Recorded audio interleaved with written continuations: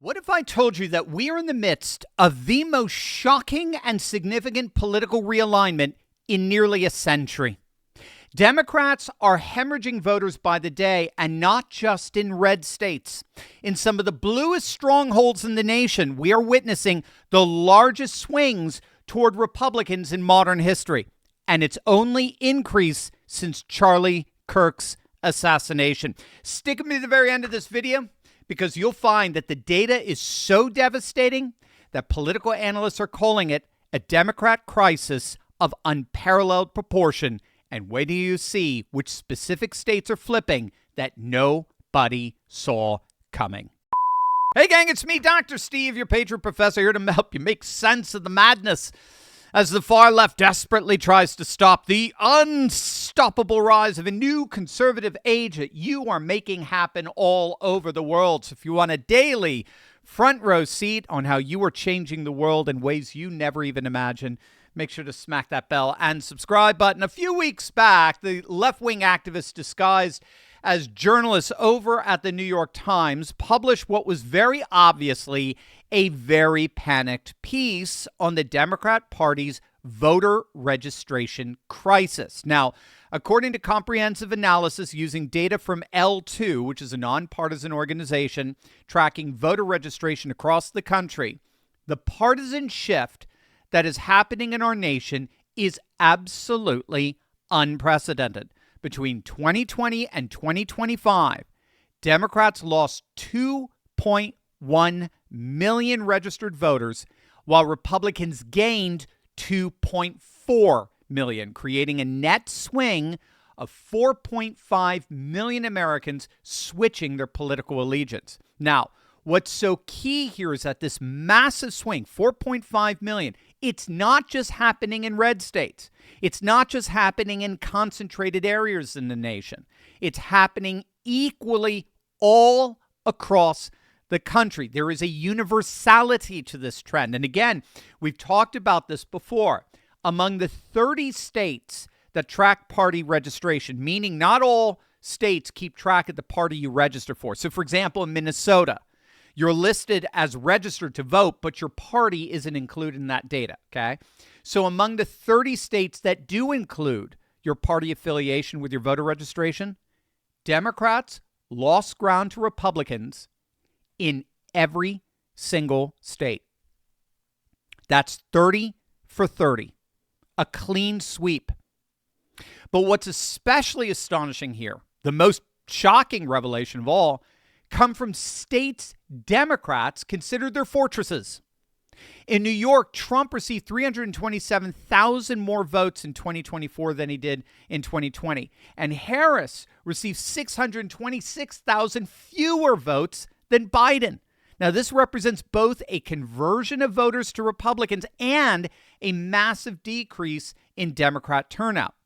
New Jersey showed similar patterns. Harris received 640,000 fewer votes than Biden, while Trump increased his vote total by nearly 100,000. The swing was so dramatic that political analysts now consider New Jersey's 2025 gubernatorial race this November a particularly telling test of whether the Garden State could move from solidly Democrat now to contested terrain, a literal new swing state. The very fact that we would even remotely be talking about New Jersey as a swing state should tell you everything you need to know about a real bona fide political realignment happening in our nation.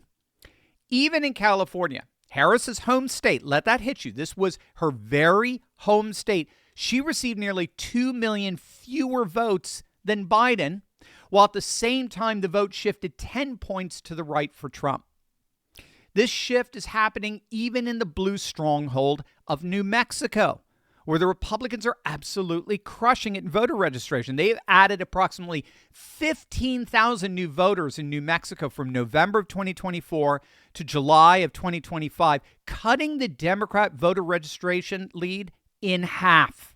At this rate, New Mexico will be fully red by the midterms. Oh, and speaking of, look at this, gang. Republicans have netted more than 1,300 voter registrations in Maricopa County, Arizona, where the Turning Point USA offices are, in just 1 week. In just 1 week. And the key here, of course, is that he who wins Maricopa wins Arizona. Arizona is no longer purple, guys. Arizona is red, and it is going deep, deep, deep red, just like Florida, just like Ohio, just like Iowa, just increasingly like North Carolina and Pennsylvania. Again, speaking of, we talked about this earlier. The GOP gained over 1,200 new voter registrations in both Pennsylvania and North Carolina in just the past few days. In Pennsylvania, the number of Democrats changing their registration to Republican outnumbers Republicans going Democrat by a factor of 3-1 over the course of the past week. 3 times as many Democrats are switching to Republican than the other way around.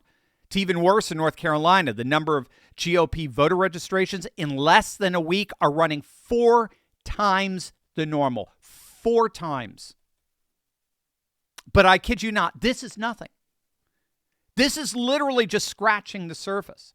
And the irony here is that the Democrats thought they had a lock on our elections.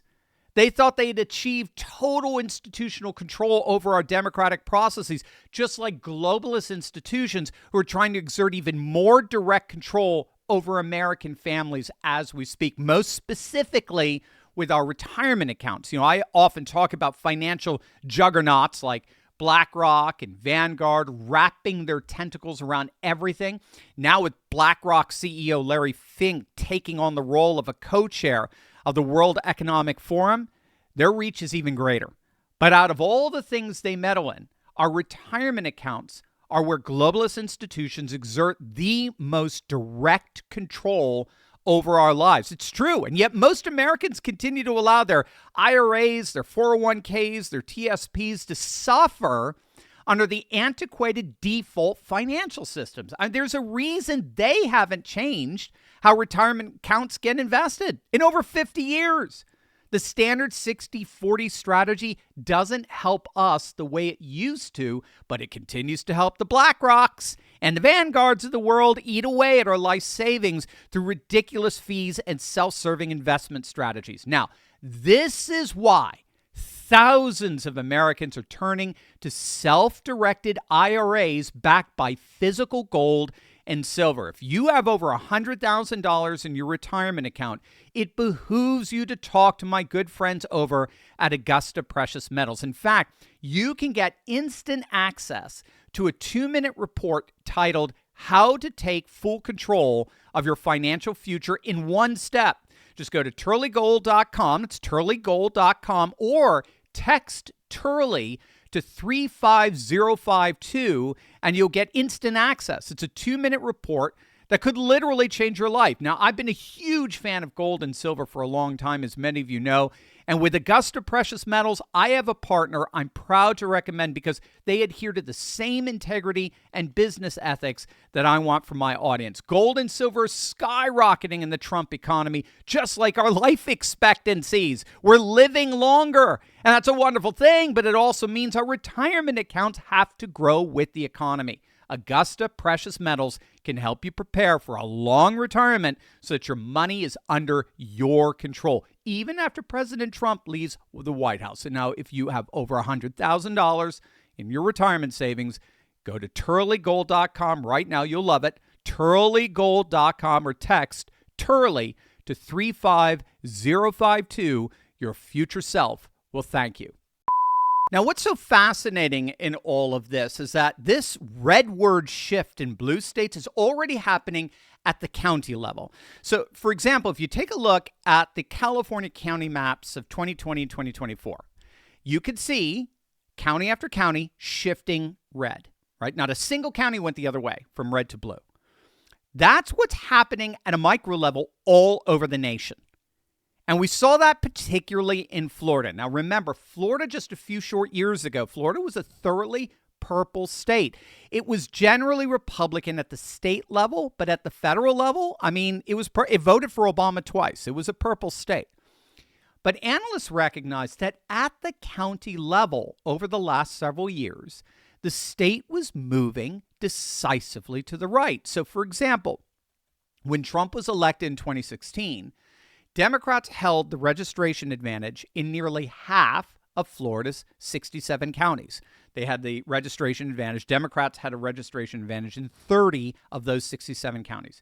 Today, it's been cut in half. Democrats lead in just 15 counties. Republicans have flipped not just rural counties in northern Florida, but populous central Florida counties, most especially moving south, most especially Miami-Dade County. Now, the key with Miami-Dade is that it's a bellwether for Republicans. I owe this insight to election analyst Seth Keshel, a good friend to this channel. You definitely want to subscribe to his Substack, Captain K's, the Captain K's Corner, if I recall. It's absolutely brilliant stuff. But as Seth has shown, Miami-Dade has never been won by a Republican presidential candidate who did not go on to win the presidency. Miami-Dade is a kind of bellwether for the presidential election as a whole when it comes to Republicans. And now, Miami-Dade is solidly red. Again, I'll just say this again. A Republican candidate for the presidency does not win Miami-Dade without winning the presidency. And Miami-Dade is now solidly red for the first time. It has a massive Republican registration advantage. And this is a shift that's indicative of the wider shift among Latino voters who represent a seismic realignment that could predict national trends from this point forward. We're talking literally for the rest of the century. But that bellwether significance of certain counties is key. There are counties that have uncanny predictive accuracy for wider election victories at the state level. So, for example, again, in Florida, and we've talked about the significance of this county many times on this channel, Duval County in northeastern Florida, which encompasses Jacksonville, has similar demographics to Georgia. So it's about 30% black. The rest is white and Latino. Where Duval County goes, Georgia goes. Duval County is a bellwether for Georgia. That's been the pattern for presidential elections going back decades. Where Duval goes, Georgia goes. Biden barely won in 2020 and then barely won Georgia. Trump won Duval by 2 or 3 points in 2024. He won Georgia by 2 or 3 points. So it's obviously significant that Duval has been going more and more red. Duval has moved significantly more Republican voter registration in the last few years. And that tells us that so is Georgia. If I recall, Georgia does not break down the party affiliation of their registrants. And again, that pattern extends across the industrial Midwest. So Erie and Northampton counties in Pennsylvania, they're key working class bellwethers. He who wins Erie and Northampton wins Pennsylvania. Well, guess what? They're both moving to the right. Seth's analysis shows that their primarily working class demographics are moving farther and farther away from the left and towards the right. Now, when all is said and done, there are really three dynamics that are driving these massive shifts to the right. You, of course, have the new voter registration patterns that we're seeing. But at the same time, secondly, you have this incredible geographic realignment that's been going on over the last 4 years, where the old, the traditional rural versus urban political divide is breaking down. And this is happening primarily because of the massive defection among the working class, both white and non-white. That's causing counties in Pennsylvania and Michigan and Wisconsin that had always voted Democrat to now vote Republican. And at the same time, like we're seeing with Miami-Dade, non-white working class defections are causing urban populations to swing far more to the right, which is putting more states into play for the Republicans. And then, of course, related to that is the demographic shifts where Latino voters are driving Republican gains in multiple states. So Texas and Florida both saw substantial Latino movement toward Republicans. And this is exactly what we're seeing in Nevada and Arizona and New Mexico as well. So what does all of this mean? Well, again, I'm very appreciative of Seth Keshel's work here. He's predicting that Florida will be a 15 or higher point win for the Republican presidential nominee from this point forward, as long as they remain MAGA and don't go back to their neocon nonsense. Iowa has reached similar territory, again, double-digit wins. becoming a red state, just like Ohio is moving into a red state camp. Again, double-digit wins for the Republican. And that's huge because Iowa is a bellwether for Wisconsin, which means that Wisconsin should continue to turn more and more right. And Ohio and Florida, interestingly enough, both of them, for whatever reason, Florida, but certainly Ohio, they're bellwethers for Pennsylvania, which means that the Keystone State will continue to turn right. That will then make states like New Hampshire, Maine, New Jersey, Minnesota, New Mexico, the new swing states. Arizona's going fully red. Arizona has already gone fully red. Katie Hobbs' history. You can take that to the bank. Arizona's fully red. Georgia's going fully red along with Duval County. North Carolina's going fully red. Nevada's increasingly going red. The 3 blue wall states are all going red. And even in blue strongholds like New York and California, they are slowly but surely shifting right. The numbers don't lie. America is turning red, one voter registration at a time. And if these trends continue, the 2026 midterms and 2028 presidential election could reshape American politics for a generation.